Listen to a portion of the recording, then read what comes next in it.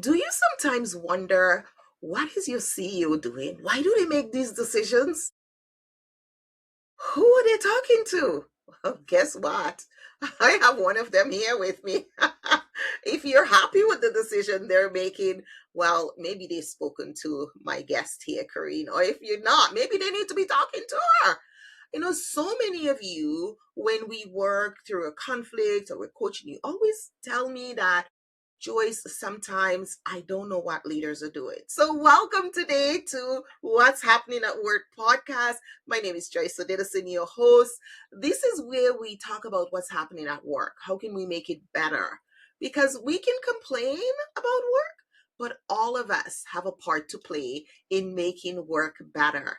So today, our guest, Corinne, is going to share with us how she helps CEOs to make work better because they need somebody to talk to. It's lonely at the top. And don't we just want to know who they talk to and that they're sensible people they can talk to? We're going to ask her some tidbits too. All right. So, welcome here. Let's get started. Corinne, welcome to What's Happening at Work podcast. Thank you so much, Joyce. It's a delight to be here today. My pleasure having you. So, tell our guest, what do you do? Because, folks, Corinne said she's the private thought partner for senior executives. So, we really are glad that they're talking to somebody sensible. So, Corinne, how did you get to be doing this? Tell us, what was the journey like to get here? And then we'll get into all the juicy details. Sounds great. Well, the way I got here is because I was in those shoes once upon a time. I spent, 20 some odd years in corporate America and was an executive in a number of different companies. And as I ascended in my career, I noticed that it became more and more difficult to find trusted confidants, someone who was both objective and someone who could offer guidance and help me to strategize what I might want to be doing, especially when the landscape might be shifting. And I could feel that, but maybe I didn't know exactly what it was at the time. So I had many different positions, but largely led in sales and account management and sales operational positions, and had the good fortune of working with some amazing people. But it became harder and harder to find that confidant. So as I exited my corporate life and started sort of my third career, if you will, I decided that I wanted to give back. I wanted to use the experiences that I had in a positive manner. And I felt like I knew what the landscape was that executives face. And so there's very little need to spend a lot of time context building. We can just jump right in because I've been there. Mm-hmm. Mm-hmm. And that's there's power in that. There's so much power in being able to talk to someone who have walked in those same shoes, who understand without you having to go into details to say, this is what the environment looks like or feels like. So That's you right. bring that already. And as you work with those executives, what are some key things you're seeing that has changed? How long have you been doing this actually, by the Mm. way? Yeah, In this this is my fifth year fifth year. since Okay. I've left my corporate career. And the what I'm noticing in my clients was a common thread. They were all facing some type of political maneuvering at work, whether that was a need to build confidence at the board level. It might have been a very difficult, actually, it has been at times, working with a very difficult CEO who tends to be very demanding or changes his or her mind quite a lot. And so there's a lot of pivoting associated with that, a bit of whiplash, some exhaustion that comes with that. And the last thing that happens is that maybe they're having to work very closely with a peer who they feel may be undermining them. And so that political navigation started to take root for me because every single one of my executive clients was experiencing it in some Hmm. way, shape, or Hmm. form. And Hmm. that all drove to this point of communication, relationships, and how to think about those relationships maybe with a different perspective that they were having trouble gaining because they were in it. They were emotional about it. And when you're faced with that day to day, it's very hard to step back and see it with clear eyes. And so what I help my clients to do is exactly that. Hmm. I love that you're noticing common threads. One of the things that we do here at Interpersonal Wellness Services is we help to measure, map, and build resilience because we've noticed that people are burning out more. They become low resilient because everybody is so stretched and there Mm, are more threats. yeah. And as a conflict analyst, I get called in to do rapid conflict intervention. I get called in to, everything. Nobody's talking to each other. And Yeah. one of the things I've noticed is that when it's at that level, it gets very not nice. And sometimes employees think that their conflict and them not talking to a colleague is bad. It's actually harder when you are at that executive level Hmm. because you don't have a lot of other options. You've That's right. invested so much to get to that level. You've invested in that organization and you're looking, where do I jump ship to? I have to Yes. face this. So I have Yes. just a few years before I retire. And so what how do you help your clients to really stay focused Yeah. on what's important when those crisis situation comes up? Yeah. You've hit upon something really important, Joyce, which is that executives today, the pace of work has quickened quite substantially. And most of the executives, at least the ones I'm talking with, are faced with the constant fire drill, if you will, the need to be in executive function all day long and making decisions with incomplete information, making decisions without really the benefit of time to think about it.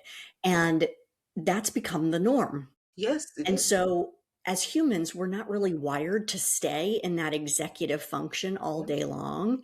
And when we do, or when we try to force ourselves, we do become exhausted. But I would say, even more importantly, we lose the ability to have perspective and we lose the ability to be creative. Mhm. And so, when you lose both perspective and creativity, you may not be making the best decisions. And especially if you're not affording yourself time or feel like you can't afford yourself time to think about a decision before it's made, you're really putting yourself at a disadvantage.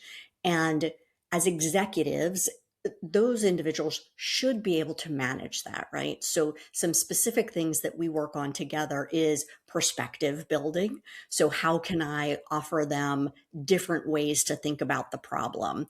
Can we turn it on its head, for example? Mhm. If they're dealing with a particularly difficult individual, can we think for a moment from perhaps their point of view? And can we even guess at what their motivation might be or what their agenda might be? Can we think about the thing that you most want to do and then think of the opposite of that? And Mhm. just by getting a little creativity in our conversation can sometimes open perspective. Yes, We it also does. focus a lot on what is the outcome you're trying to achieve. And when I talk with clients about this, what we're working on is, do you want to be principled or do you want to make progress? Hmm. And there's a difference. There's a difference, and it's a hard choice for a lot of people Yes, because they don't really have the foundation that that's right. those anchors for principle. To Of them, it's course. I need to show up this way Yes. regardless. Well, and we all Hmm. think we are right, right? Hmm. And we have certain norms or values that we place on the whether something's equitable or whether something's equal, right? Hmm. There's nothing more that makes humans mad than when we feel something is not equitable.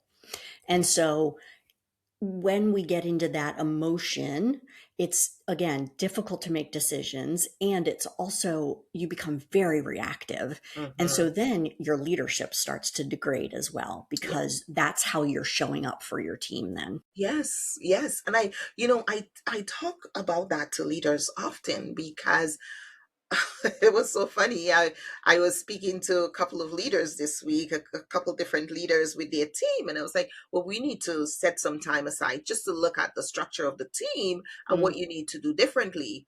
And I'm here, wow, I'm so busy. And I was like, you get an off ramp. You yeah, get to set the schedule. You can walk away from this and go get a break. Your yeah, team is stuck in this. So mm, it's very important for you to take that break. And when you do, to think about their well being because they are stuck in this. sure. And your job as a leader is to ensure that they have psychological safety at work. That's They right. have the resources to do their work as best That's as right. they can. And sometimes I think leaders get so, what I call, they get so stretched out and Mm, rusted out, hmm. and that shows a decline in their resilience, and so they can't think of anyone but themselves. True. Very true. If you are distracted by not only political wrangling, right? But the inability to think about things Hmm. completely, Hmm. not just for a moment, you start to lose patience with your team. Hmm. You drop important things like development of your team members. Perhaps you're canceling one on ones. Perhaps your patience is thinning and you are being short with them, or you're just telling them what to do instead of demonstrating some curiosity and allowing them to think for themselves about what may need to be done here. And so the tension you may be feeling as an executive is suddenly now also infiltrating your team, which is making your team be less productive because now they're also carrying the burden. Yes, they do, because that falls down. It becomes part. It's what you Of course. contribute. Because Yeah. as a leader, you have so much. You have the ability to create the culture, and you have a lot of influence. But many leaders are so stretched out that they Mm, cannot see it themselves. that's And right. we teach a program called the Relational Resilience for Leaders. How to have good relationships with your people, and it's based on all the conflicts we see that show up Yeah. because of lack of ability to relate well. And in working with leaders and their team, one of the things that I do is you have to be part of that team process. There are times where you have to be not, but it's a time you have to be. And I had a few sessions this week with various leaders and their team, and something that came up is, so the leader was saying, I do someone particular, oh, my team is dissatisfied. They're not happy with certain things. And then we had this time to talk with the team Hmm. and the right coaching question and creating a safe environment. Everybody on the team started talking, and I was like, Yeah. oh, oh. It was like, never heard them talk before. Yeah. They were sharing what the Yes. frustrations were. And it seems like this leader, for the first time, was actually listening to Hmm. the employees Yeah. and felt the need to do something about it, because we pass like moving ships, Yeah. right? We don't have Sure. that time. And even if you do the one on one, are you doing the really team? And we do those team reset where Yeah. this is a time to reset. That's We're right. doing a team reset. And part of this team reset is that we're going to actually listen to each other. Because one of the competencies we teach in the resilience framework, the currency of resilience framework, is attending, because we're so stretched out, the attention span is so short, we've lost the ability to truly attend to the person, their body language, Yeah. their face gesture, their facial representation. All of these things are very important in having that conversation and understanding and listening to the emotions they're feeling and asking them, where is that coming from? Yeah. Tell me, when did that start? So Yeah. we get to understand each other at work, because we spend so much time at work We do. with each other. Yes. What happens when we don't listen to each other? And they Yeah. throw out words like, we need to be transparent. Well, what does that really What mean? does that mean? Right. And for some, it may mean different things, right? You're speaking about attending, and I think that's such a valid point. But I'd also add that not everyone needs exactly the same thing, right? So how you attend to one person may not be the way someone else wishes to be attended to. Mm-hmm. And Mm-hmm. so I think leaders, when stretched so thin, tend to homogenize their team members. And that does not allow for unique capabilities on the team to shine. And so when I'm working with executives beyond solving and helping them to strategize about something that's happening up at the executive level, we might also talk about what's happening within their team and how they're recognizing those individual capabilities and leveraging them. And you'd be surprised. Well, actually, you wouldn't be surprised, but others would be surprised how seldom leaders really understand the unique capabilities of their team members. And what a shame. It is such a shame. One of the exercises I do with senior leaders when I'm putting them through the relational resilience, and I'll just share that here for our listeners, is I have them just close their eyes and I write their names down of the teams in their department that they're leading, and then one by one, I want you to close your eyes and look into that person's eyes. What do they need from you? What do they need to hear from you? How do they need, what kind of support do they need to work with? What are they longing for? What are their strengths? When was the last time you encouraged them to grow outside Yeah. the Yeah. the box, Yeah. and to be themselves at work and to have healthy conversations? And after that exercise, they all come to me, boy, I guess I'm missing a lot.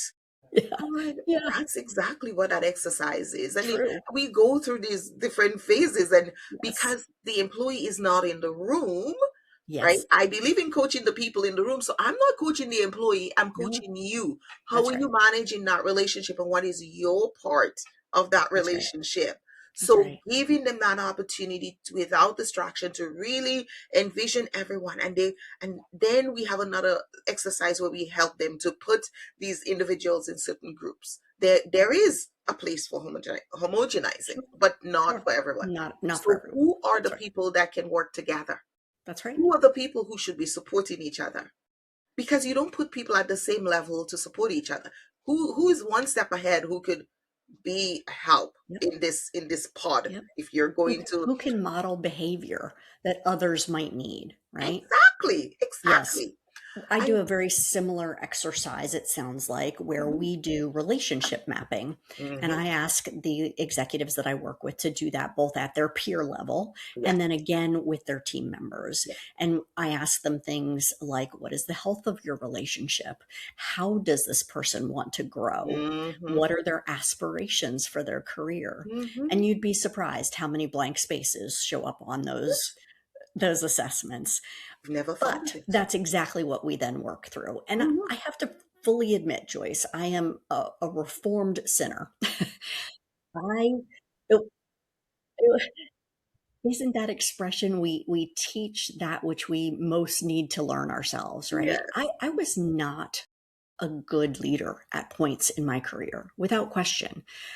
The the benefit of a little more age, a little more wisdom, and quite a lot more perspective has Mhm, allowed me to be more self-aware. mhm. And in that, it's actually quite fun for me because I can see quite a lot of myself in my clients. Yes. I think Yes. they see something of themselves in Mhm, me, mhm. and that makes for a very strong relationship and one in which we're able to say things to one another that's quite direct, quite candid, and can be even, I always say I'm a little bit sassy. I don't mince words. And so if a leader needs to hear some very strong words, rather it be from me than from someone where the consequences are more significant, Exactly. because my aim is only to help them grow. Someone else's aim may be quite different. It's true. And in coaching, it needs to be challenging. What is a coaching relationship if it's not challenging? True. Why would you pay a coach who isn't challenging you to be your best self?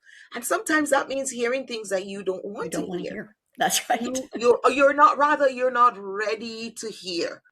Mm. Sometimes because you don't want to either. exactly, you're not ready to hear, or you don't want to hear. Maybe Yeah. you've got to that place where, I just, what I'm finding more and more, Corinne, is that they don't have the capacity to hear it.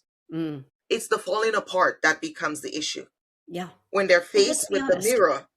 It's the If falling myself apart. included, I put myself in this bucket. Most of my career, I was rewarded for the behaviors that came along with high achievement, getting stuff done quickly, um, completely, Hmm. maybe better than the next person in some cases. And with that comes certain behaviors, not all of Yes. which are desirable, No. but get the job done. Yeah. And so leaders that ascend quite quickly, and even those that take quite some time, they're rewarded based on those behaviors that they exhibit in the art of getting things achieved. And those are not always the best things to lead a No. team, No. right? Not And always. so I think that the relationship I'm able to build with these executives is in some place born of the fact that I myself carried behaviors with me all the way to my most senior position that were really not very desirable and were not the best behaviors for leading the best team I could possibly lead. Hmm. And that's honest and true. And thank you for sharing that. So those of you listening, you're at work and you say, I don't like the people I work with. I don't like my boss. They're making stupid decisions. Give them some grace, because probably what they're missing is the right support to help them to grow, help them to see themselves, help them to be self-aware. And this is why one of the first things we do when we work with leaders is put them through the resilience anchors to Mhm. build up their self-esteem, because by the time you get to that level, you've taken so many knocks, you've Yes. had so many bumps Yes. and bruises. You do need to soothe that out. You need to reconnect with who you are, your purpose, your value, set the boundaries that will secure that personality you need to be. And you need to understand to move from that single loop to double loop to triple loop thinking, because the thinking that supported you when you were a team member and when you became a manager, when you're in, you're now a mid-level manager, does not help Same. you when you become an executive. That's It's just, very true. you need a transformation. And That's that's where true. the triple loop learning. So it's so important to set that as a structure, a Yeah. foundation, and then everything else is built on that. Yeah. It's interesting to me how often I work with um, particularly middle-aged leaders, which, let's be honest, most executive leaders are middle-aged at this point, and they sometimes will admit that, I worked my whole career to get here, and now it feels like the game has changed a little bit. So the thing that I thought I was going towards Hmm. feels different to me. And Yes. they start to wonder, is it me that has changed or is it the game that has changed, right?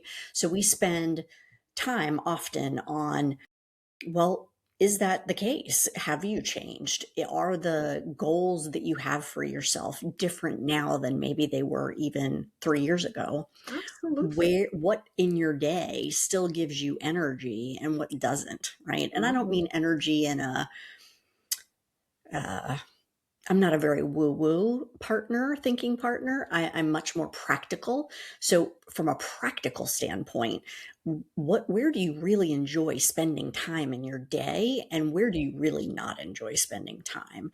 And then how can we shift your schedule or how can we shift work so that it supports not entirely, but more of where you find energy in your job? Absolutely. Absolutely. You have to find your flow.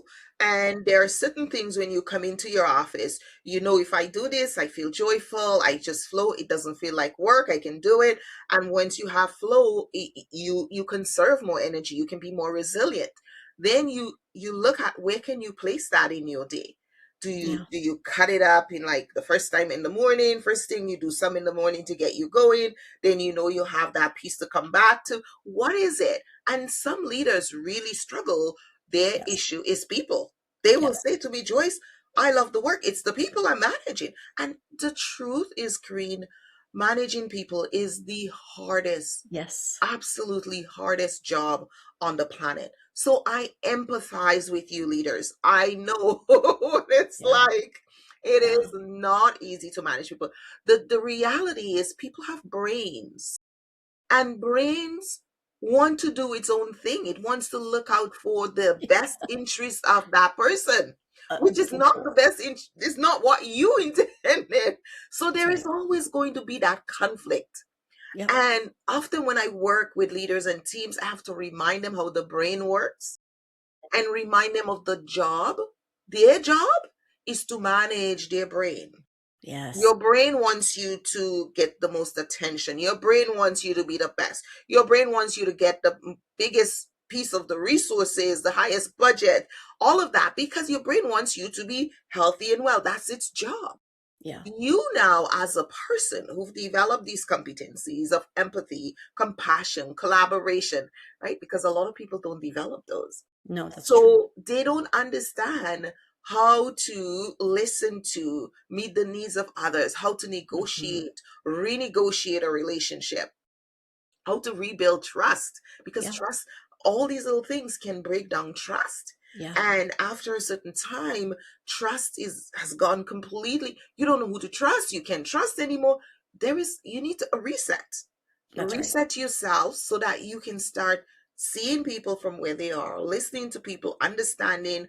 Yes, you have a gut intuition, but sometimes we do need to give people the benefit of the doubt Yes. and help them to reset. Because what I notice is that often employees will come and there'll be really difficult conflict situations, especially when there's conflict between employees and leaders, Hmm. Hmm. especially when you get to that mid-level and the senior level. That Hmm. gets really icky. It's very unhealthy. And so or you're an executive and it's with your board, or it's with your Your CEO. You're, CEO. oh my lord, those are like, people are just pulling their hair out when Yes. those ones come up. And we work with one person and we work with the other person, and the piece is how to forgive and move on, because your brain is telling you enemy, enemy, foe, foe, foe. I Yeah. can't trust.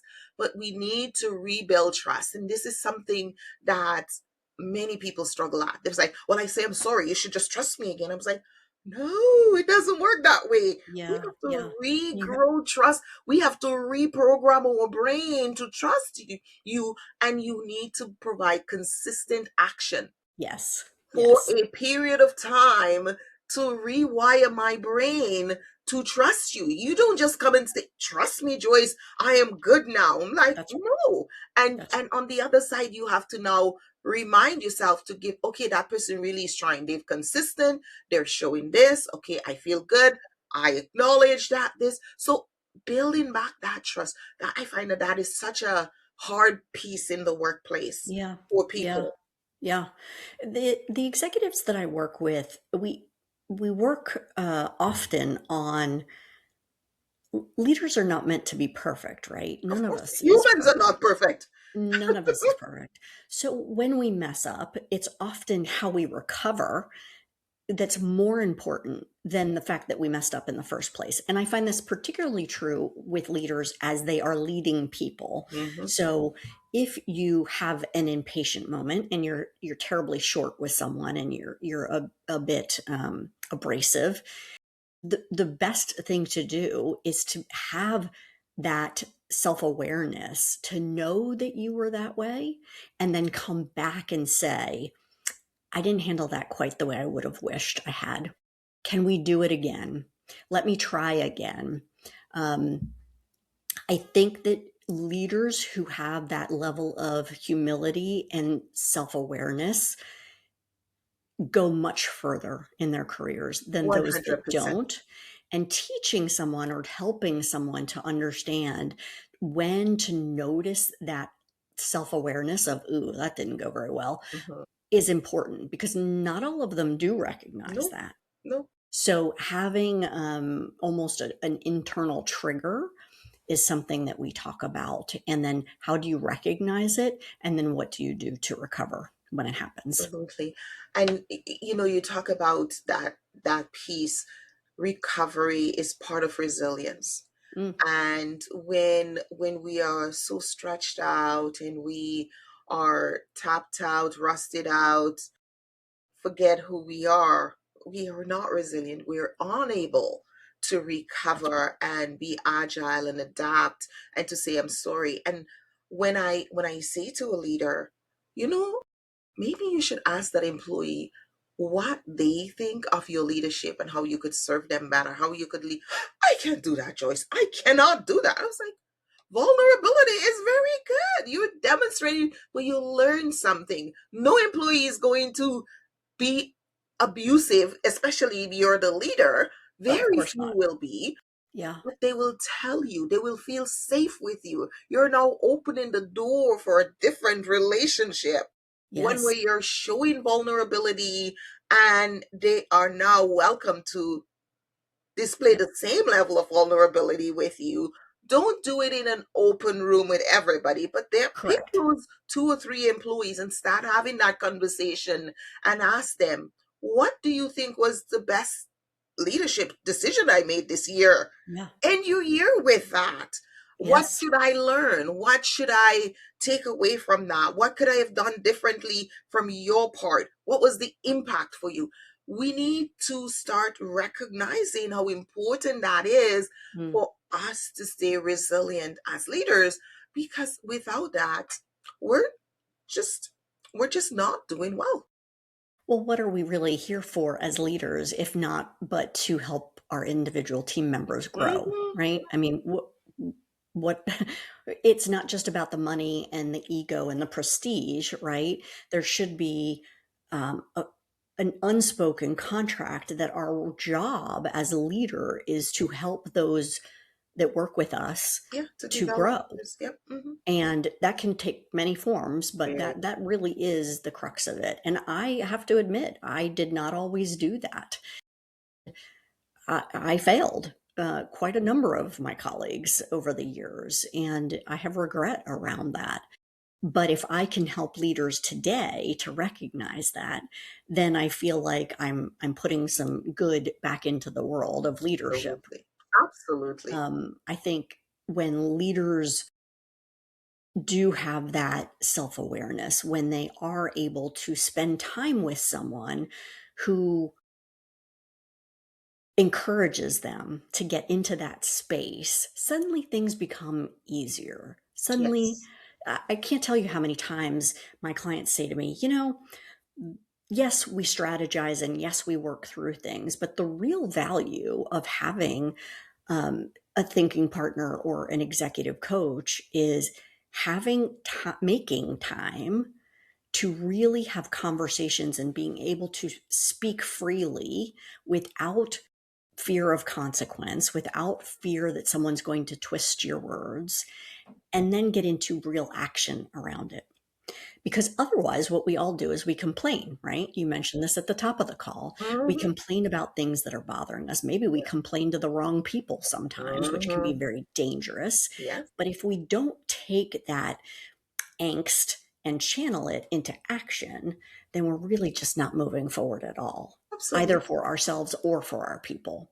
And so I think that's one of the greatest gifts, if you will, of Mhm. having a strategy partner, a thinking partner, an executive coach, whatever you want to call it, is that right there. It is. And It when you is invest in truly. that, you grow Yes. and your team will grow. Absolutely. 100%. Because I often say to leaders like, look, hey, look at the basketball players. Look at the athletes that are the top of their game. What do they have? A coach, right? Many of them sometimes. Yes, sometimes they have more than one coach, right? Hmm. They're working on different parts of their body, different elements of their play, right? Different mindset. And so they have people who are one step further than them to push them to get to that place. That's And right. that's what keeps them at the top of their game. So much more for leaders who are leading Hmm. people. And and some people don't get it, but you and I get it because we see when I am coached, I get such benefit. I think it was a few years back, just before COVID, I started saying to myself and my team, I want what my clients are having. I want what my clients get when I work with them. That's what I want. I Yes, need yes, I need that clarity. I need that focus. I need that thinking partner. That's what I need. And so I give it, I want it back. So I need to invest in that for myself. absolutely.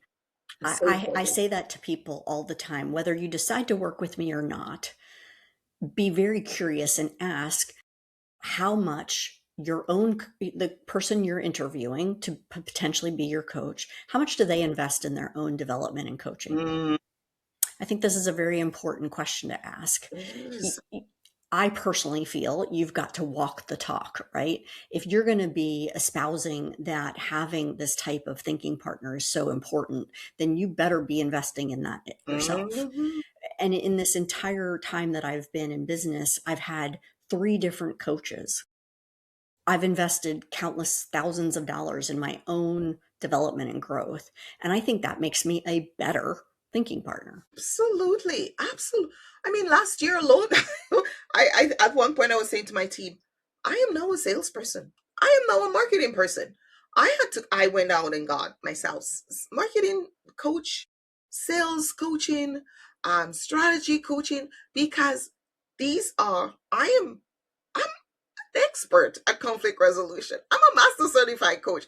I I we paid to get these designations, That's right. right?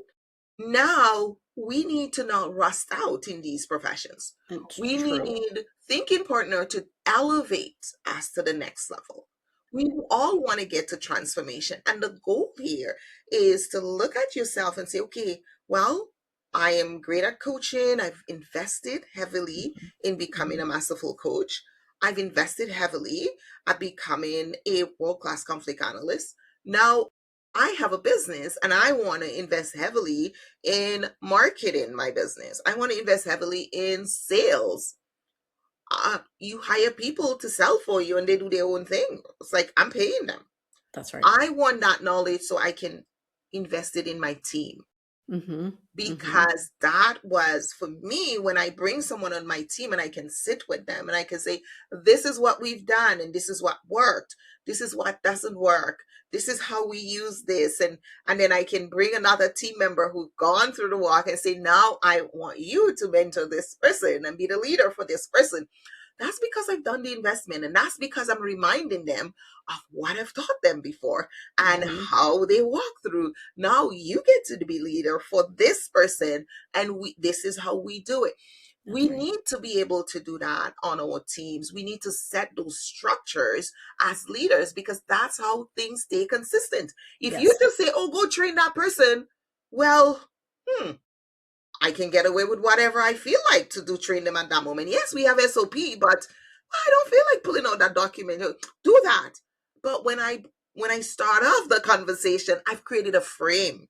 Yeah. And based on that frame, you get jumped into, you brought in, and I onboard you after this next person who's going to work with you. So now you Mhm. have 2 people to go to when problems happen. And when you come to me and you say, Joyce, I forgot how to do that, I say, oh, did you go to Jacob first? Yes, that's why I introduced you to him. Yes. So Yes. I don't become the bottleneck. That's why we have other members on our team. Yeah. So Yeah. you can learn from them experience, and they've done it several more times than you. So they will raise it to me if there is something that they can't teach you. Yeah. So Yeah. we all leaders have to remember all these little things that we've learned and put them into practice, make them daily habits. Delegating is important. You shouldn't be training everybody in the department. There's processes that you, as you grow in your business, that you need to implement so that your team can function well. People know where things are at, where to get what, who to escalate to, because you can't be everywhere all the time. And we burn ourselves out trying to be like, I've had leaders mostly in the technical field Mm. who are saying to me, I'm supposed to know everything. That's why I'm the manager. I supposed to. I was like, no, no, no, no. You're supposed to invite them to come to you with ideas.